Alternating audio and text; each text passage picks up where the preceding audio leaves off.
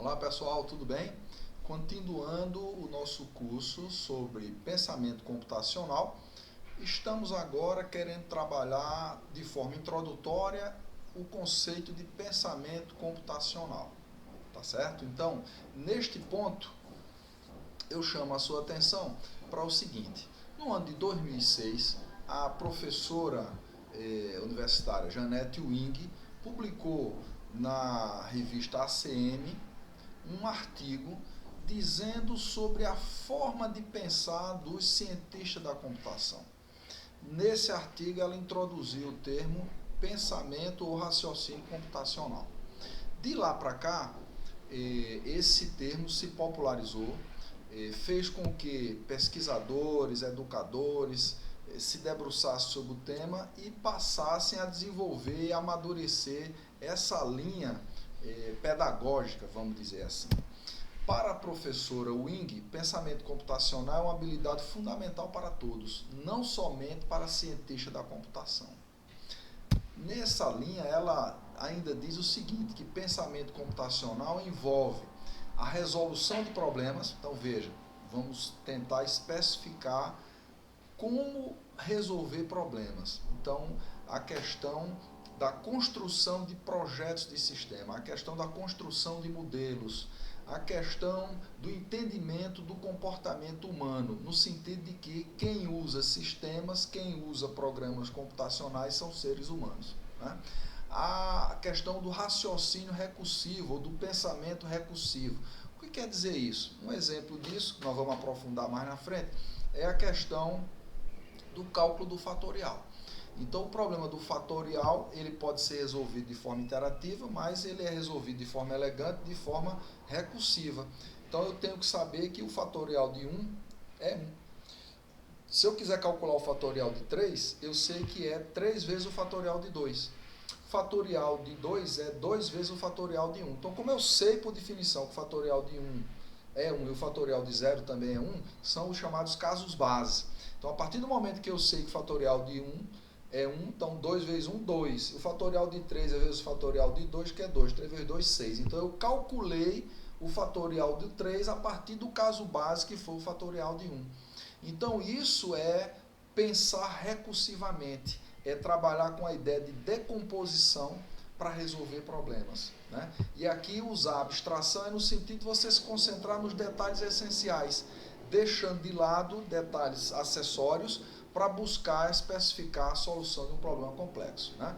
E o uso de heurística de raciocínio. Então, no ensino convencional, tradicional, a gente não está muito preocupado em ensinar estratégia de resolução de problemas. Então, aqui a gente não vai falar aprofundadamente, mas podemos dizer, por exemplo, o método da tentativa e erro, que é o mais comum, a questão da decomposição, do uso de estratégia recursiva, a questão, por exemplo, do uso de uma metodologia para resolver problema, com etapas bem definidas. Então, tudo isso deve ser trabalhado no ponto de vista da ênfase dada ao pensamento computacional. Então, é preciso que o nosso aluno tenha uma estratégia para resolver problemas. Então, é basicamente isso que nós estamos focando em termos de pensamento computacional. Aí, outras definições são interessantes. Por exemplo, o Peter Lee, que é vice-presidente da Microsoft, diz que pensamento computacional é como um estudo do mecanismo de inteligência, pode auxiliar na resolução de problemas via aprendizado de máquinas. Então, é essa ênfase no processo, no mecanismo, na estratégia e não no resultado em si. É a ênfase no como, né? Então, isso é interessante. Outra definição interessante, o William Wolff, ou Bill Wolff, sugere que o pensamento computacional é basicamente sobre o processo. A ênfase é no como. Nas outras ciências, é dado foco ao objeto. Na ciência da computação é o processo e na abstração, quer dizer, como eu vou implementar essa solução. Então, o Bill Wolff é um professor emérito, bastante laureado nos Estados Unidos e um entusiasta do pensamento computacional. Um brasileiro, Paulo Blinkstein, paulista, professor da Universidade de Stanford, deixa claro que é interessante que você fixe isso aí. O que não é pensamento computacional? Não se trata, por exemplo, de saber navegar na internet, enviar e-mail, publicar num blog, usar uma planilha, um processador de texto. Isso é conhecimento sobre microinformática. Isso aqui não diz respeito à ideia de pensamento computacional. Ainda nessa linha, só para reforçar, não é saber usar um microcomputador que é pensamento computacional. Saber programação em si também não. Dominar alguns aplicativos não. Então isso não é pensamento computacional. Então pensamento computacional é enfatizar estratégia para resolução de problema. É desenvolver habilidade para resolver problemas. Então, Irene Lee, que é pesquisadora da Universidade de Harvard, do MIT, diz que para implementar pensamento computacional é preciso enfrentar alguns desafios. Quais seriam eles? Primeiro, a questão da adaptação dos currículos. Então, os currículos existentes, inclusive, nós temos que fazê-lo para nos adequarmos à BNCC. Então, muitas secretarias estaduais, municipais, escolas particulares estão dando atenção a essa aderência, né, essa adequação. Os professores não têm oportunidade para aprender sobre o que é pensamento computacional. Então, nós precisamos investir em formação. E, às vezes, falta de acesso à infraestrutura necessária. Nessa mesma linha, nós resumimos aqui algumas exigências. Então, não se pode falar em pensamento computacional sem levar em conta a interdisciplinaridade, o trabalho cooperativo.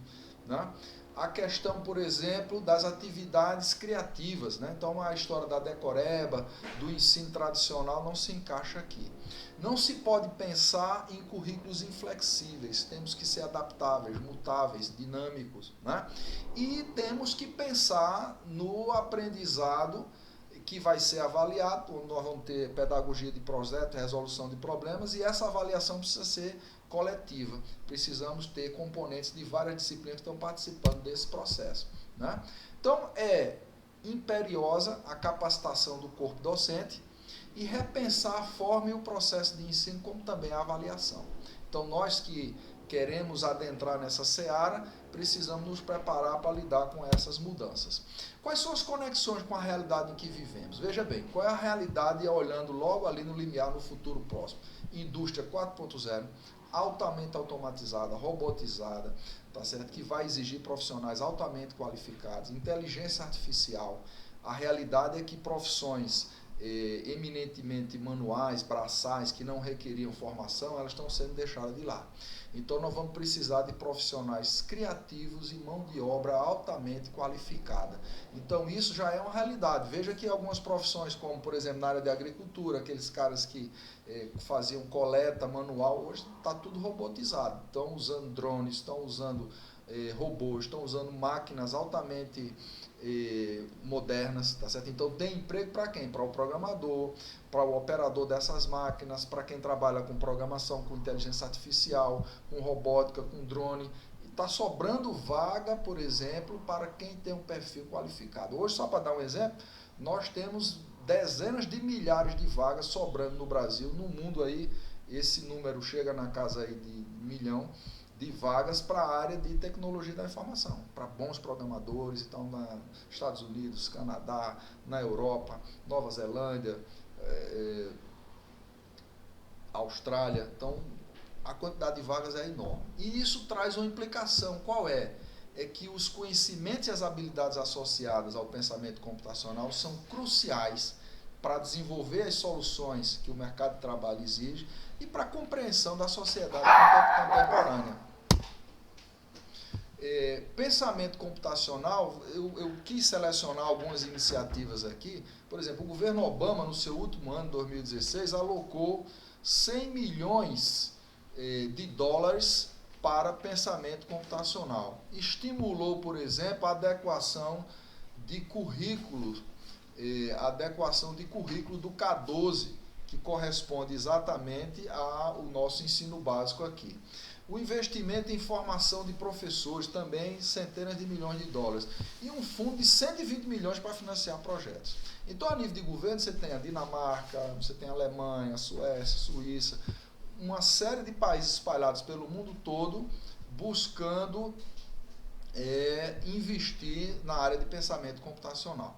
Nós temos aí, por exemplo, iniciativas de empresas privadas, poderíamos citar várias, selecionamos algumas.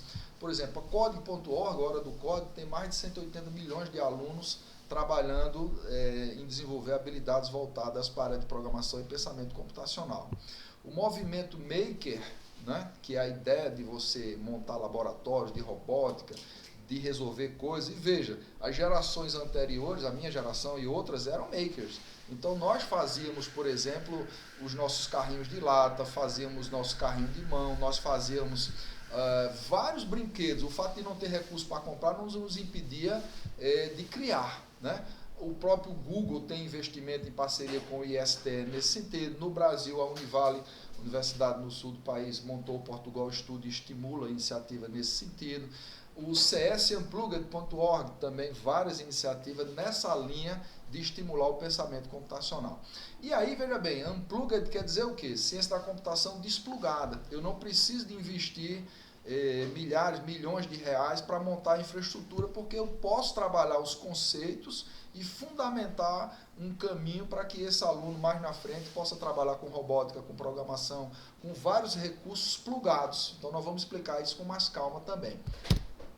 E aí, eu quero lhe convidar para a gente fazer uma reflexão em cima da fábula dos sapinhos, né? Então tinha uma competição anual e nessa competição os sapinhos, uma certa modalidade, eles não conseguiam vencer, desistiam, não conseguiam fazer, não conseguiam se enquadrar.